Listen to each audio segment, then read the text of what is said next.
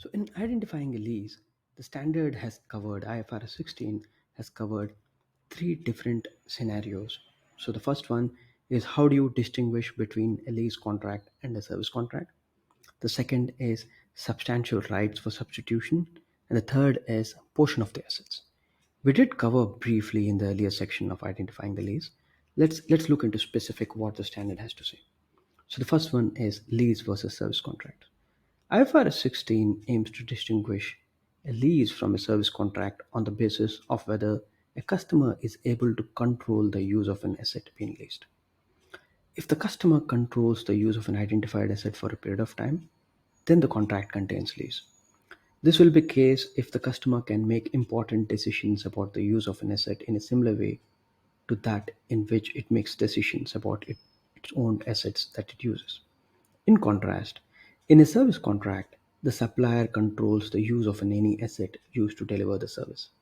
So, how do you distinguish between lease and service contracts are? In the case of leases, the lessee, which is supplier in this case, is able to control the asset. He is able to make the decisions about an asset. Whereas in the case of service contracts, the supplier or the lessee doesn't have those decision making skills. In in in in the case of so in service contracts, it is the lessor who makes all the decisions.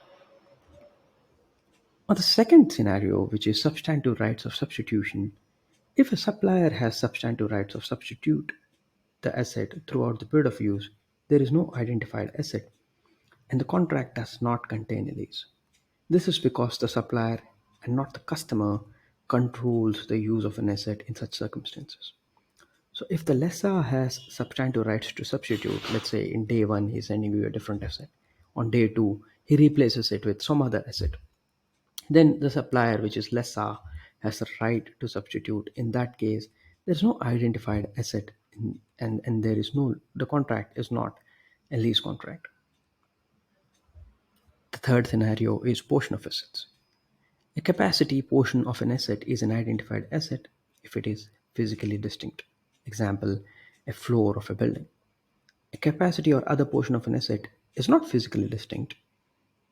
Example, a capacity portion of a fiber optic cable is not an identified asset unless it represents substantially all of the capacity of an asset and thereby provides the customer with the right to obtain substantially all of the economic benefits from the use of an asset.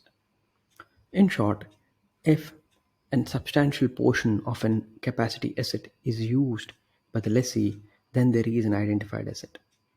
If there is a portion of an, let's say for example, fiber optic cable which has been used by the lessee, there is no identified asset unless and until he substantially uses the complete, the complete portion of an asset or the capacity portion, or he derives 100% of economic, almost 100% of the economic benefits from the use. In that case, it is physically distinct and identified asset.